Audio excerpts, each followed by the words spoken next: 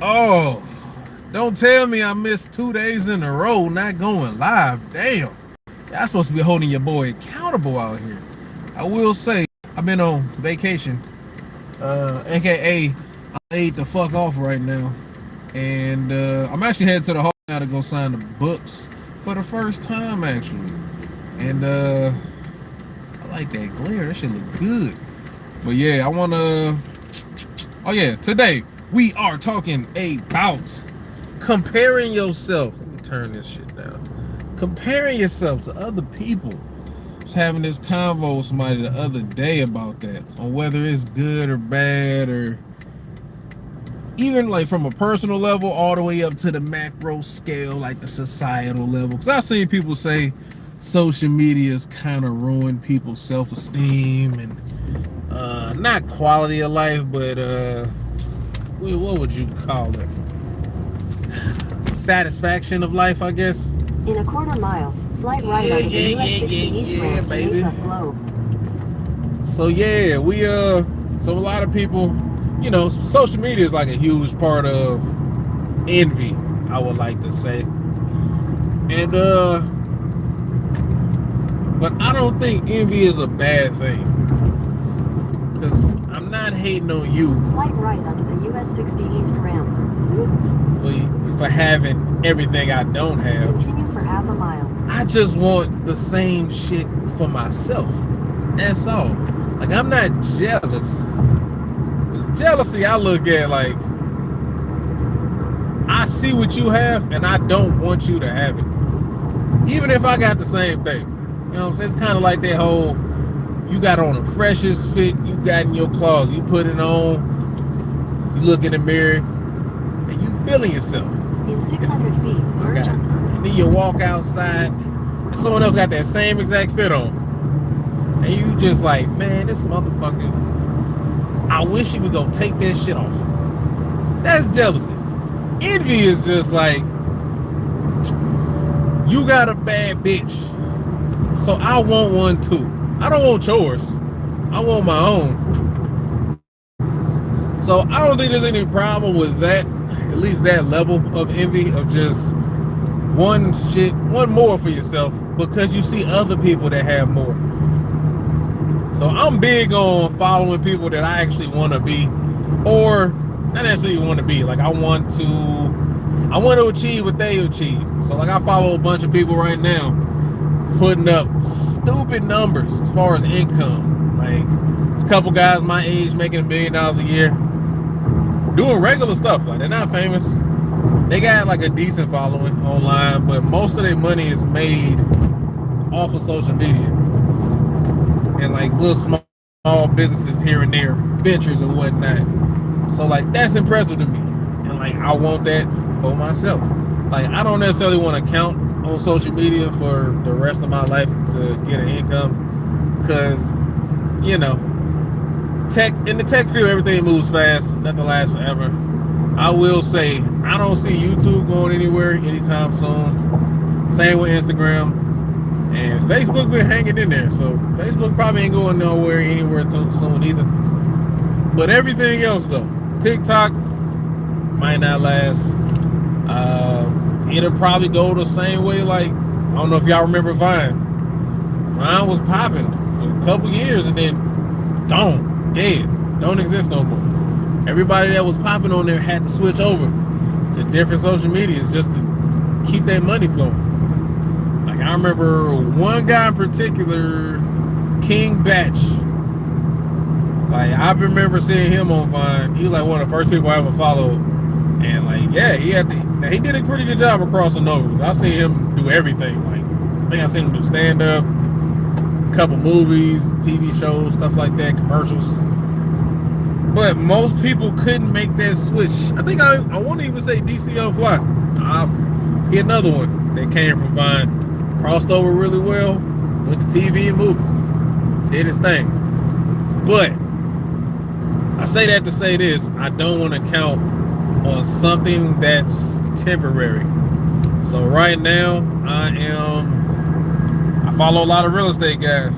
So John Hope Bryant kind of put the home ownership bug in my ear, because I was still kind of am anti-home ownership, because I really didn't see the benefit, really, especially for someone like me. Like, I move a lot, so it doesn't make sense for me to own a home, because that's too permanent of a thing. And yes, I know when I move, I can just rent that home out. I honestly just don't want something that expensive out of my reach that I have to worry about in the back of my head. But no guts, no glory. So, you know, risk gets your rewards. And I've talked to a couple other real estate investors, and like, it's kind of the same for them. They just had to get comfortable with not being able to see or be around their properties and just look at the money. Like, if the money's coming in every month, cool, everything good. Get you a good management company, you ain't really got nothing to worry about. Obviously, problems gonna pop up here and there, but you deal with them, keep it moving. So I'm thinking about hitting up John Hope Bryant's his company, Operation Hope, see what they can do for me. But anyway, back to Envy. But he's one of those guys. Now think about it, since I'm talking about him. I was just watching an interview, and he was saying he sold one of his first company, I think, for like $200 million. And it was, I think, a portfolio of about 700 properties. Which, when you do the math, 700 properties at about, I don't know, 300 grand on average for each property. That's about $210 million. So, yeah, that makes sense. And according to him, 3 properties to get you, he said, wealth. I'm assuming that's more of a solid foundation to build wealth than necessarily actually being considered wealthy. Because in my head, the numbers don't make sense. Like, 3 properties isn't enough to do much of anything, really. Like, even if, I don't know, I'm crunching the numbers. Because, like, I started researching real estate 10 years ago. And back then, based on rent prices and all expenses and everything, the average person I was talking to doing real estate investment was probably bringing in like $200-300 per door or per property. And that's after all expenses paid, which ain't shit. So I'm like, 3 properties, and one of those properties you living in, according to John Hope Bryant.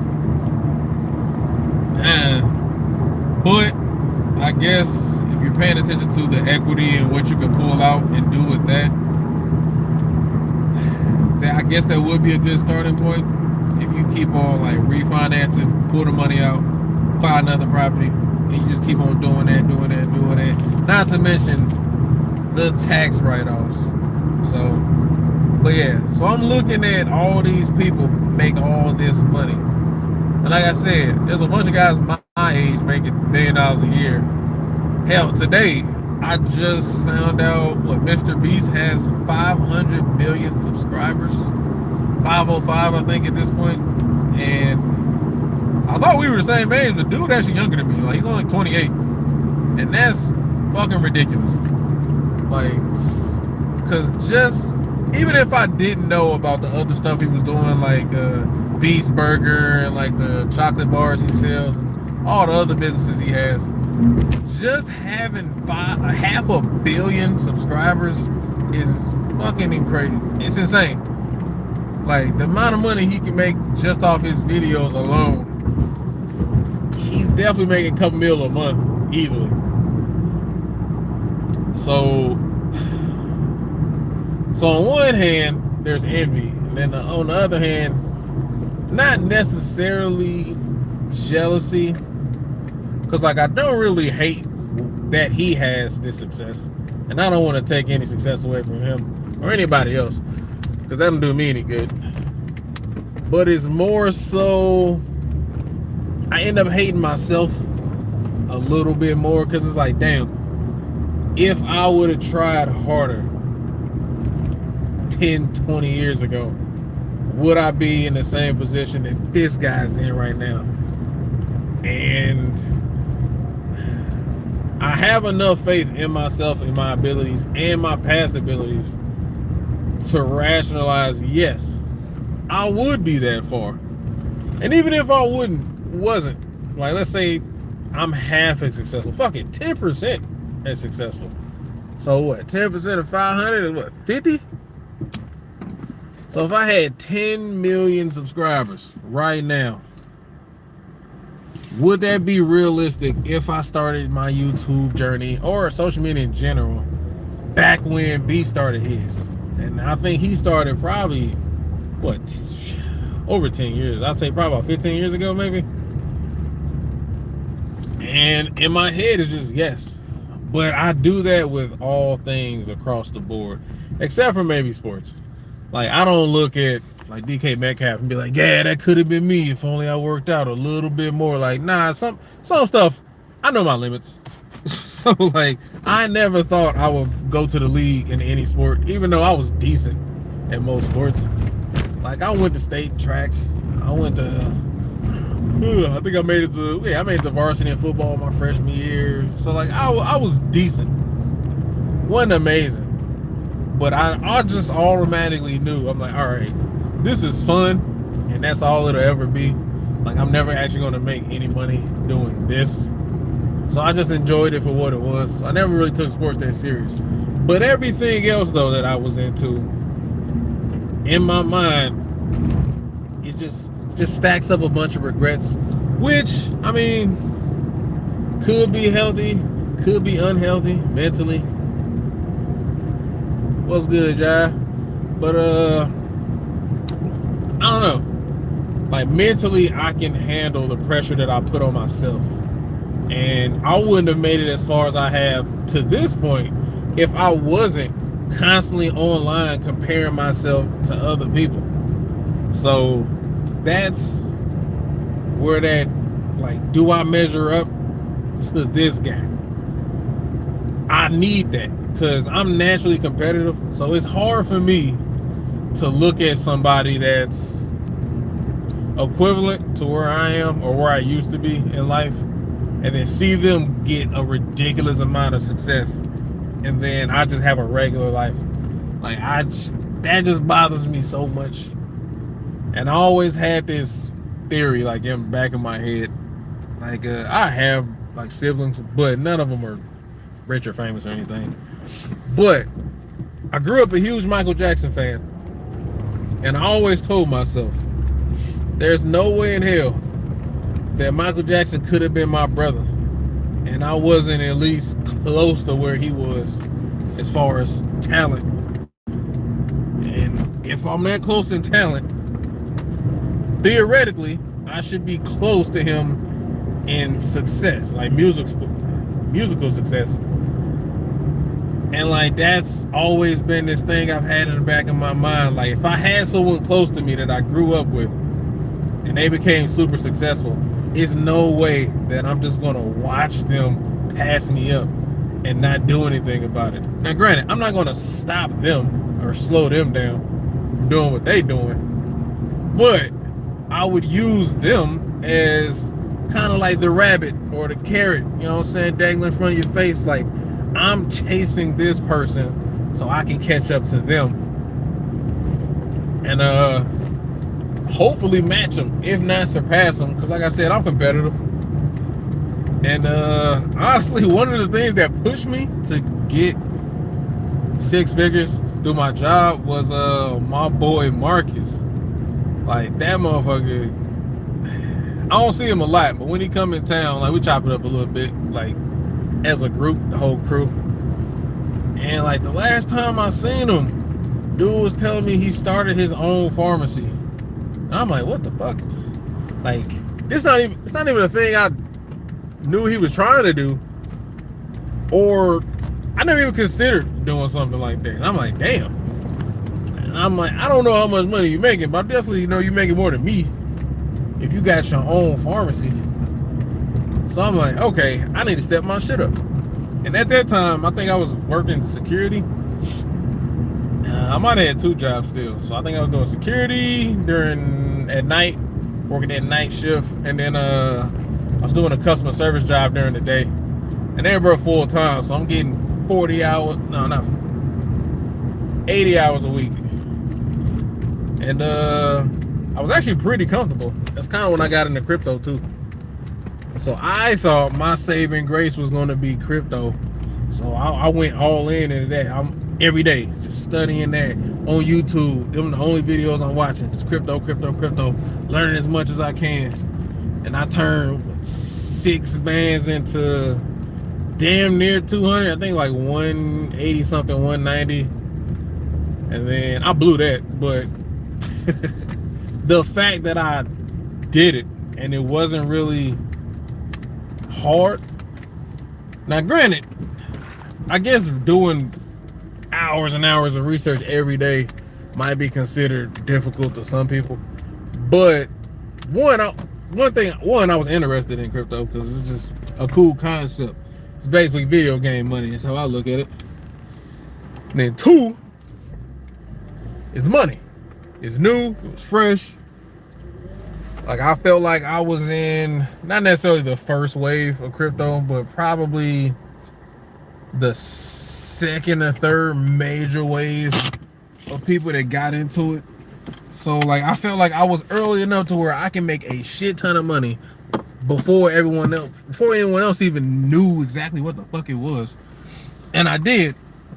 I just didn't I didn't capitalize on it like I should have. And I got a little greedy, trying to dodge taxes and whatnot, and ended up just losing everything. But a lesson well learned. Like I still have that knowledge. I still have those skills. So I'm glad I learned all that. But yeah, and that kind of goes back to one of my older videos where I was talking about you basically are exactly the same as the people you hang out with. And you're going to, even if it's subconsciously, like you're going to compete with your friends and family, like the people closest to you. So if they ain't doing shit with their lives, even if you are competitive, it's not hard to beat somebody who's a regular ass person. Like when I go to the gym, honestly, I hate going to the gym and like everybody out of shape. Like it looks like it's everybody's first day in the fucking gym. Like that beginning of the year phase, like January 3rd, 4th, everyone has that New Year's resolution to get back in shape, and it's just a bunch of fat, sloppy motherfuckers in there. And it's like, man, I'm not feeling motivated, like staring at these bodies. But then once you get deep into like the middle of the year, summer is hot as fuck, especially out here. It's 100-something degrees every day. People done gave up on their resolutions. Now you go into the gym, especially if you go at random times. Like I went to the gym, I was in there last night at like, was it 9, 10 o'clock at night? Wasn't a lot of people in there, but the people that were in there fucking cut. Like everybody in that motherfucker was jacked. I said, that's what I'm talking about. Like these are the dedicated people. Like these are the people I need to be around every day, because I can't look at you be better than me and not improve myself. And that's my whole thing with envy, or just asking yourself, like, do I measure up to this person? And then like, now don't get me wrong, I'm a realist, so like I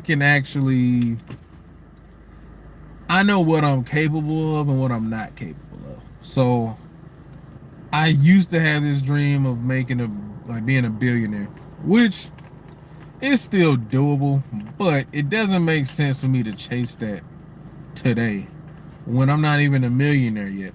So I'm chasing a milli. I've been chasing a milli for years. Matter of fact, just to prove my dedication. Oh, that ain't it's the wrong side. I got that shit tatted on the titty. $1 million, because that's the goal. And the reason I got 1 million tatted, because someone asked me about that, like, hey, what happens once you make a mil? Like, are you gonna change the tat to like 10 mil or 100 mil? And no, because I look at 1 mil as a good anchor point, Because it's not about the amount itself.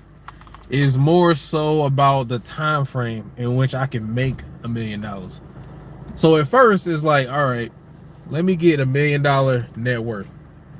Then it go into, let me see if I can make $1 million a year. Once I get to that point, it'll be, all right, let's see if I can make $1 million a month. Once I get to that point, it's like, okay, let's see if I can make $1 million a day. And then once I hit that, I'm gonna just keep going. I'm like, all right, fuck it. Let's see if I can make $1 million in 1 hour. And then do it again. And then do it again. And then do it again. Now, granted, once I get to that point, I'll probably be satisfied with my life. Like, I'll probably be satisfied with my life. And money actually won't matter anymore once I get there. And really, the money makes itself. Like, once you get to the point, I want to say $1 million a year, but at the same time, I know business owners that make that, and they are not rich. They're not rich like you think they would be rich. So I think it was it Fearless, Fit and Fearless, FitX Fearless, something like that. African dude, super buff, hella cool. I like his content. But he was talking about his business. Like, he makes about $1 million a year. But in business, now that's $1 million in revenue, not $1 million in, actually, it might be $1 million in profit. But he said half of that money has to go back into his business in order to make another $1 million the next year.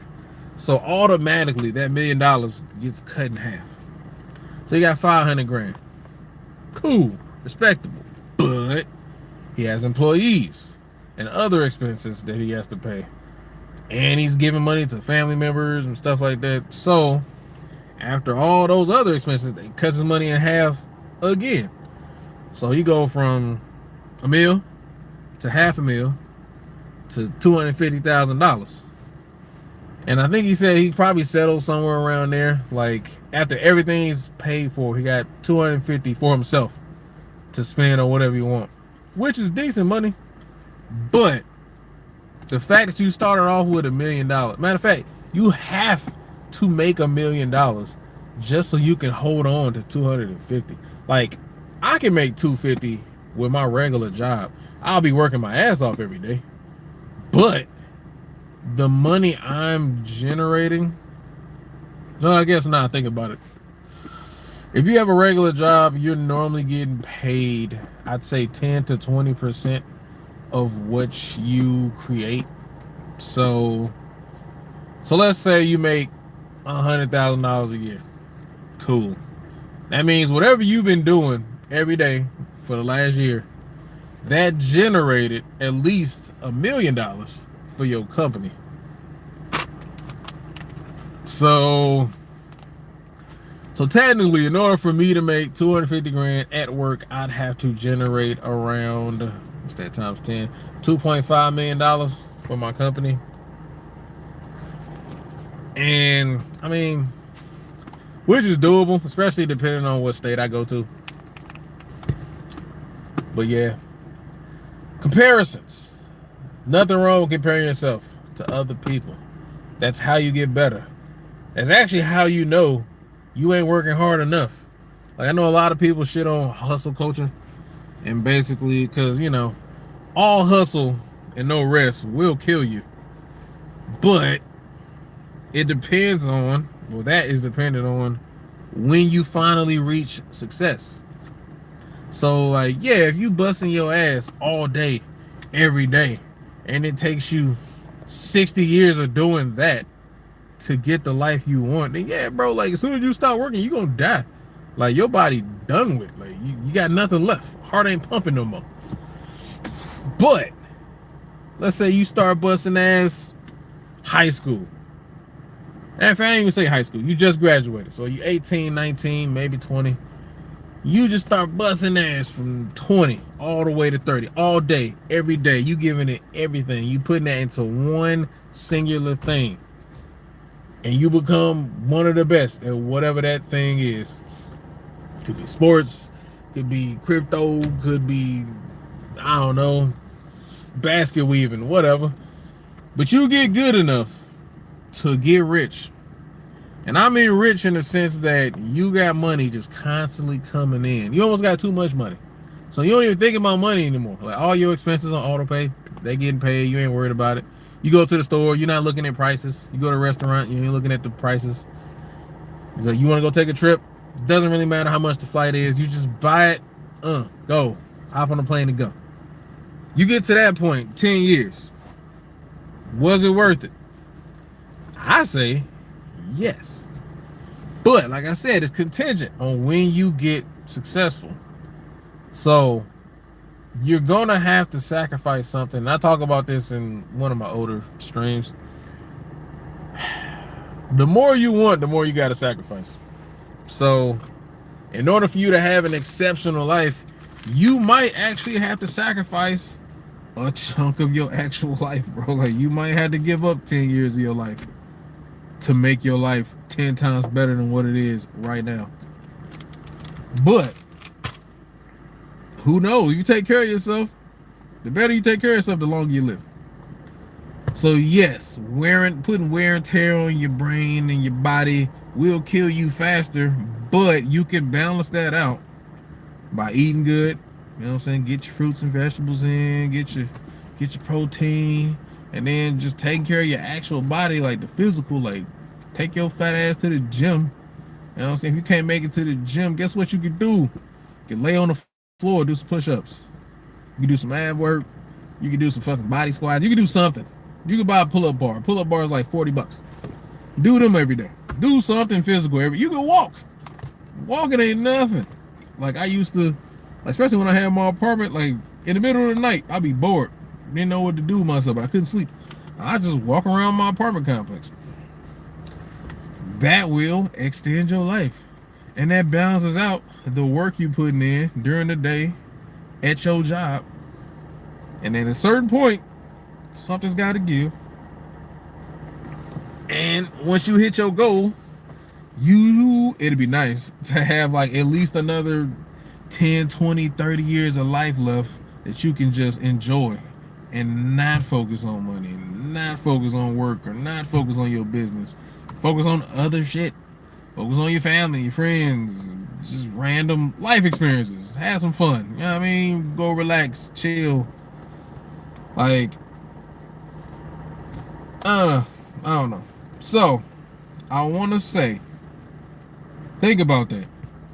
Think about that right now. Think about where everyone in your life is.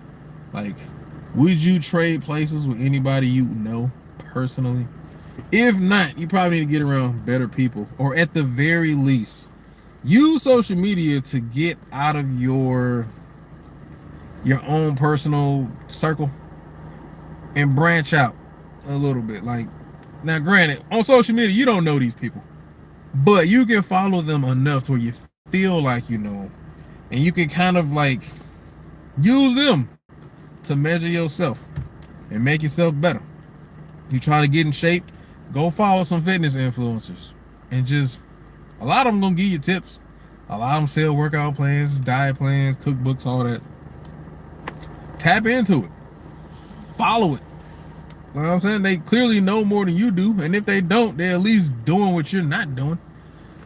So yeah, I say use envy to make yourself better, but don't become a hater in the process.